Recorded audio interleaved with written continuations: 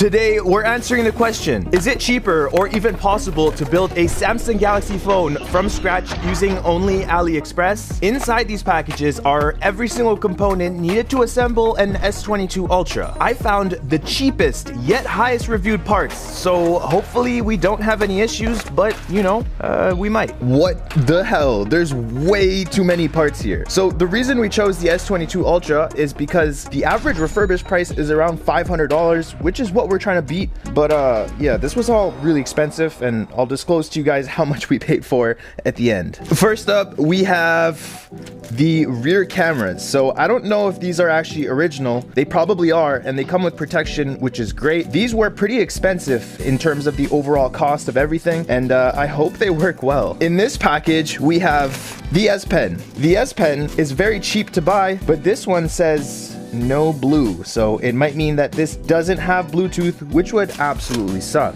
After that, we have the, what is this? Oh, it's the front camera. Also relatively cheap compared to everything else. We'll just leave this here. Next up, we have this guy, which is in a box, so it's probably pretty important. We'll remove that. And it's a AMOLED LCD. So obviously this is the display. We'll open it up and take a good look at this. These displays ranged from really cheap to really expensive, and I never want to cheap out on the display, so I went for something more expensive. But it obviously comes with the frame as well, the volume buttons, the power button, the S Pen chassis where the S Pen goes in, copper heat pipe, and we have adhesive already on the battery ready to go. Hopefully this is good, because this whole video kind of depends on the quality of the frame and the display. So AMOLED, please do me well, okay? Over here we have the charging port. So with the S22 Ultra, the boards all have a certain code, and these phones all differ from region to region, so you have to make sure all the parts are the same as the board part. This obviously has the charging port, SIM reader, and there's also a microphone and a few other components over here. Just leave that there. Another important part is obviously the wireless charging module, the speakers as well. I got lucky and found an all-in-one kind of deal on AliExpress where they included all three in one package for a bit cheaper than if you were to get them on their own. In this box, we have the most important thing for this entire video, and if this doesn't work, well, the whole thing is cooked. We can't do this. It's obviously the motherboard. This is the most expensive part, so my worst nightmare with these boards is whether they've done work on it or not. If it's just a pull from another phone and they just took it out and basically shipped it out to us, that's amazing. But if they've done motherboard repairs, it may work for a bit, but it might not last forever. Right off the bat, it doesn't look like they did. Everything here looks pretty good, and I'm hoping it works as good as it looks. There's only about 2 or 3 parts left, so bear with me. Over here we have the battery. Let's check it out. That looks not amazing, but it is a battery. We'll put that over there. It also came with the seal and some iPhone pull tabs for some reason. Thanks, I guess. And in this package, we have the 3 flex cables that we need to basically connect the subboard to the main board. In this package here, we have the back glass. Obviously, they covered the Samsung logo, so customs don't steal it. But yeah, this is a good looking back glass. It looks almost OEM. That's pretty much everything we need to build this S22 Ultra. The first thing we're going to install now is probably the charging port, so we'll pull that out. This guy goes in like this. You just kind of push it into place and bam. The next thing we're gonna install is the battery. So to install that, we obviously have to remove this peel. It's really nice that this comes with built-in adhesive. A lot of parts don't. This is our battery. Looks kind of ghetto. Hopefully it works well. We'll just press this in here like that, and the battery is now installed. The next thing we're gonna install is the brains of the phone, the motherboard. But to do that, we have to remove some of these peels. So we'll remove this one, and we'll also remove the front camera peel up here. There we go. Now we can pull out the motherboard. Before we install this, we typically have to attach the cameras to the board. So we're gonna grab our cameras. It's always hard to remember which way the board goes in. So the cameras, I think, go like that. We're just gonna click in every single camera. Leaving these covers on just allows me to put my fingers wherever and not have to worry about it. And I'm gonna remove their Man Asia sticker because I don't want that in my phone. Okay, that's nice. It's a warranty void sticker, so we've just voided the warranty apparently. I almost forgot, before we can install the motherboard, we have to install the earpiece speakers. So this, for some reason, didn't come with the parts we ordered. We had to order it separately. So we'll have to add that to the final tally at the end of the video. But for now, let's put this right over here. These speakers also have weird screws. They're different from the rest of Samsung screws, but I couldn't get my hands on them because AliExpress only sell 100 packs of screws. So this is the shortest one we could find. And hopefully this doesn't break anything. Take a screw out. So because this isn't the right size, I'm not gonna screw it in all the way. I'm just gonna screw it in so it's nice and snug. That actually went pretty well. If you're wondering how the volume buttons and the power button connect to the motherboard, there's these contact pads here, and on the back of the motherboard, it has a few pins here. So if these are misaligned in any way, your power button and volume buttons won't work. Now we'll place the motherboard inside, and looks pretty good. It's fitting pretty well. Just to keep it nice and snug and make sure everything's in and not gonna move out of place, we're gonna connect some of the connectors, like the S Pen connector, display connector, like that. With the board in, we can now install the front camera, so we're just gonna remove the protector here and smack that in. Samsung usually uses some pretty strong glue to keep it down, but we're not gonna do that this time. Believe it or not, we're actually almost done building this Samsung Galaxy S22 Ultra. We just have a few more components. So some of the most important components are these flex cables here. This basically connects the top side to the bottom side and vice versa. We're just going to connect that. And you know which side is which because it says subscribe to the channel.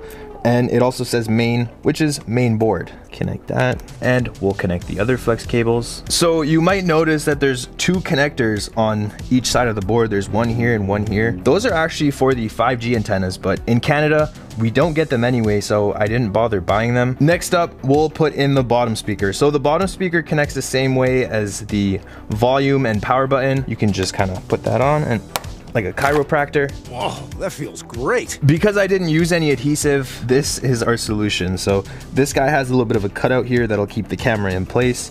We'll put that on. This also just clicks in, and then the screws obviously help it stay in later. We'll connect that right now. If you're wondering what this is, it's basically laser focus. So when the cameras are pointing at something, this tells them how far the thing is so they know how to focus. One of the last things we need to install is this. It's the wireless charger, and I also believe it has a temperature sensor in here. But before we do that, we actually have to connect the battery because this plate will cover the battery connector. So we have to fold the connector here and then just press, and now the battery is connected. So we can go ahead and put this on. To be honest, this has gone very smoothly for a phone with AliExpress parts, but I still have absolutely no idea if this thing will even turn on. There's so many components in here that could fail or that might just not work at all. The screws that I bought only came in a few sizes, and just to be safe, I'm only going to be using the shorter ones. The longer ones could seriously damage something. There are a ton of screws inside Samsung phones, but it's really nice that they're all Phillips and mostly the same length. And that is the final screw. So now we can remove these protectors off the cameras. We'll get rid of them one by one. Kind of looks smudged up a little bit, and there's a piece of dust on there already. The last thing we need to install is the back glass, and I'm so happy that this comes with the pre-installed adhesive because it makes my life a lot easier. We're gonna just peel this guy off like that. It's already coming off a little bit, but that's fine. And now we're going to complete this AliExpress S22 Ultra. This looks pretty good so far, and I almost forgot we have to put the S Pen in. As for the SIM tray, I thought it would come with some other parts, but it didn't. This phone was really annoying in that regard. I really thought parts would come with other parts, but they kind of cheaped out on us. And now for the moment of truth. Will the AliExpress built Samsung Galaxy S22 Ultra work? Not gonna lie guys, I'm really stressing right now. I really hope this works. And right away we reveal a very ugly screen. What the hell is that? Look at the bezels on this thing. It's disgusting. We'll go ahead and press the power button. Press and hold. Oh! Oh! No way. And we're at the home screen. You know this is from China because the weather literally says Beijing, but the phone looks like it's working despite this very ugly screen. We have to go through and test out everything and make sure it is fully working, but so far, so good. To test out the phone, we're going to be using Samsung's Device Care app. This tests out basically all the functions of the phone and is very thorough. The results of the tests are in, so we have 22 things that are normal and 2 things that are not normal, which I don't know if I'm surprised by. So the first thing that isn't normal is, of course, the vibration. This phone doesn't vibrate. The vibration motor is supposed to be in the bottom loudspeaker that we installed, but apparently it's just not working, which really sucks. The next thing that is not normal is the S Pen.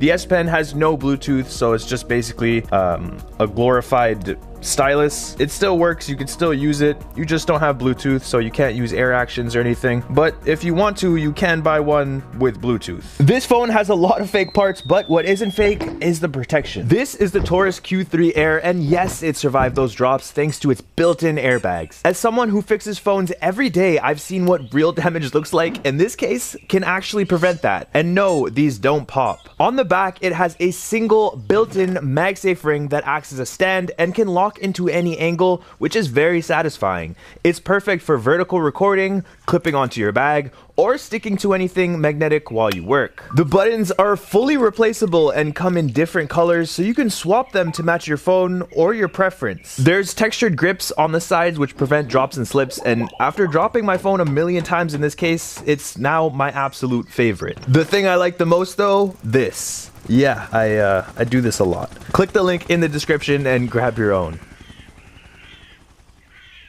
Finding the parts on AliExpress to build this phone was difficult and very expensive. The motherboard alone cost $174 Canadian, while the screen and entire housing cost $96. The rest of the parts were fairly inexpensive, and after adding many coupons and trying many things to get the overall price down, the cost of this AliExpress built S22 Ultra was $402.72, which is actually about $100 cheaper than the average refurbished S22 Ultra. So all in all, I'd say this was a success if you can get past the bezels on the screen and the few other issues we had. Anyway guys, thank you so much for watching. I hope you enjoyed this video. Be sure to leave a like, subscribe, hit that bell button, and I'll put the links to everything I bought in this video in the description. So if you want to do this yourself, you can.